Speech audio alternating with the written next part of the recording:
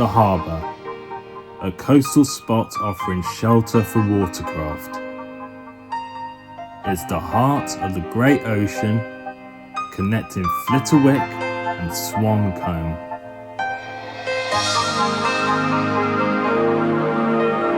These are the Tales of Flitterwick Harbour.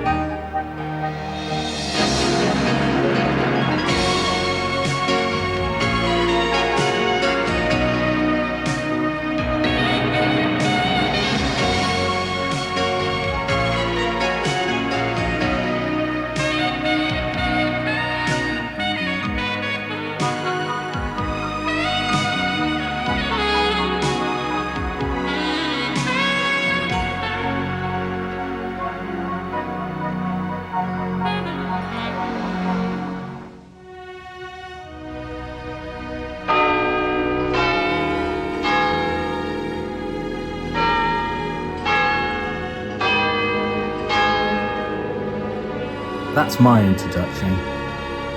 I'm a turret clock, you see. A big clock. In fact, I'm the town hall clock at the port of Flitterwick. I stand high up on a tower, close beside the jetty. I have 4 faces, and I can see for miles inland over the harbour and right out to sea too. I never sleep, and there is not much going on in our district that I don't know about. My name is Dinger, and my age is about 150 years. Don't think that this is old for a big clock, it isn't. I have an uncle who is 200. Then there is my nephew whose bell, Big Ben, you hear on the radio. He is only a boy at 100 years. Now, about Flitterwick Harbour. It is very big. It would take all day to row round it. Yet the entrance from the sea is quite narrow. You could row across it in 10 minutes. But you needn't row, because we have a floating ferry bridge there. This carries traffic and people from the coast road on one side to the coast road on the other. The name of our ferry bridge is Flip. He is a ship with a roadway running from one end of him to the other. At each end, he has a steel ramp which is raised and lowered so that his passengers can get on and off. He carries motor cars, bicycles, buses and any other kind of traffic that is not too big to get on board. Children love him and often ride on him just for fun. Nobody has ever known Flip to break down, although he is crossing and crossing and crossing all day, and quite often during the night too. If at any time Flip falls ill and needs repairs, then they are carried out during the night. He is always less busy at night, as there is not much traffic to be carried. And now, while I remember, there is another important thing I must tell you. Yes, I must tell you about Tubby the harbour tugboat. That's the noise that Tubby makes on his steam whistle. Tubby is a great friend of mine. When he has finished work for the day, he is tied to the jetty just underneath me, outside the town hall. Tubby is a great worker. He is very strong, cheerful and willing. He has all kinds of jobs to do in the harbour. "Where is Tubby?" the captains of the cargo ships ask. "He must come and turn us round. We are off to sea in the morning." Then perhaps the master of a sailing ship will ask for Tubby to pull his ship out to sea. The harbour master is Tubby's real boss, and he always has work for him to do. One of his regular jobs is to move Donald the Dredger and Sandy the Sand Barge round the harbour. Neither of these has an engine, so Tubby has to tow them to wherever they have been ordered to work. Donald the Dredger and Sandy the Sand Barge work together. Donald has a crane on him and a big scoop. With this scoop, he scrapes the bottom of the harbour. When the scoop is full of mud and sand, he empties it into Sandy. As soon as Sandy is full, Tubby comes along and tows Sandy far out to sea, where he empties the mud and sand into the great ocean. Donald's work is most important, because he keeps the water deep so that the big ships can come into and out of the harbour without getting stuck to the bottom. Tubby often jokes with Donald and Sandy. He calls them the two mudslingers and says, "What a horrid smell round here. Some people could do with a good wash." Then he promptly swirls round them, making big waves that splash them all over. They had a good laugh at him one day.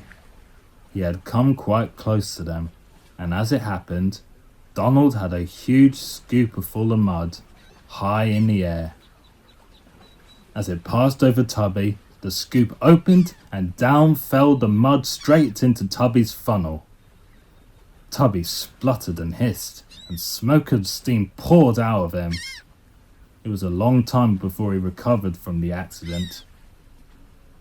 He had to laugh finally when he heard Donald say to Sandy, "Some people round here could do with a good wash."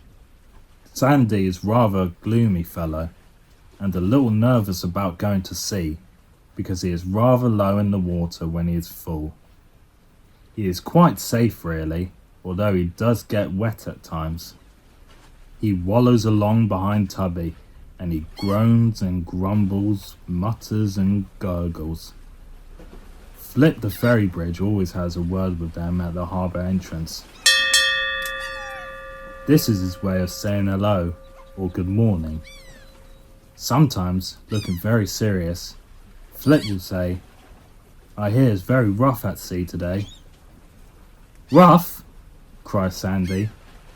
"Oh dear, I'm afraid I'm not very well today, Tubby. Do you think we might go back?" "I suppose you have a sinking feeling?" asked Tubby. "Oh, please don't mention such horrid words as sinking," pleads Sandy. "I'm no submarine." "Come along, Sandy," says Tubby. "Cheer up. I'll sing you one of my songs about life on the rolling sea, shall I?" "Sing, yes please, but not about the rolling sea. There's quite enough of that about as it is. Too much, in fact, for me." So Tubby starts to sing, and this is what he sings.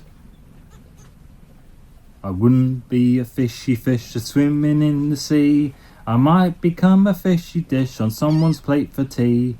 I wouldn't be a seagull or flying in the sky, although I've heard of no one eating seagull pie.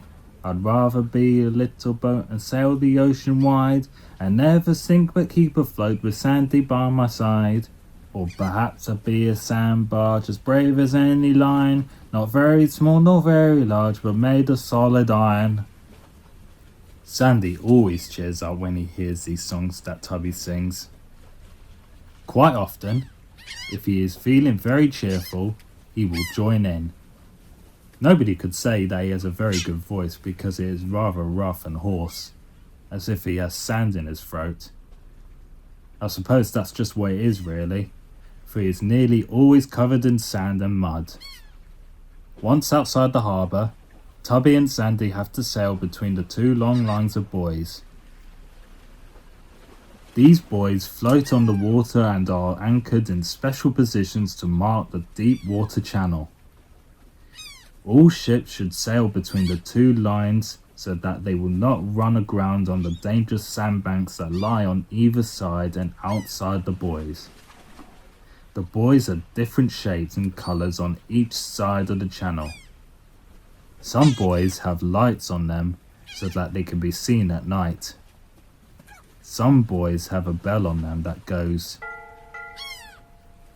as the sea rocks it. These mark special positions. The captains of the ships understand the language of the buoys and know what each of them means. As Tubby and Sandy sail down the long line of buoys, there is much laughter and chatter and fun because the boys are great gossips and love joking. "What's this funny little thing floating along?" one boy will shout. "I should think it's a toy boat," replies another one. I expect one of the children in the harbour has thrown it away. It doesn't look much good anyway. It looks as if it has a tin of mud tied to its tail too, another one will remark, staring at Sandy. I shouldn't be surprised to see it sink any minute.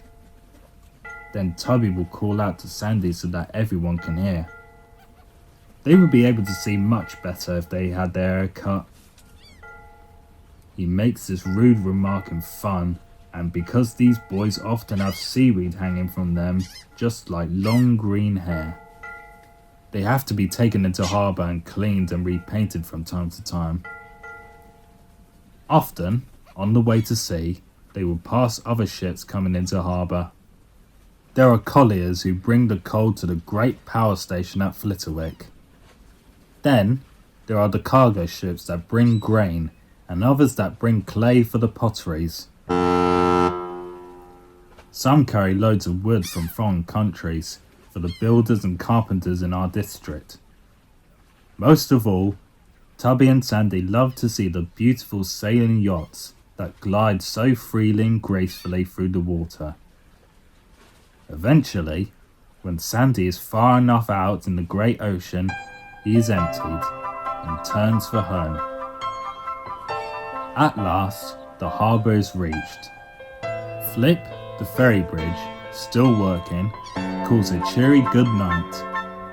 And soon, Tubby and Sandy are tied up at our jetty. But they tell me the story of all that they have seen during the day.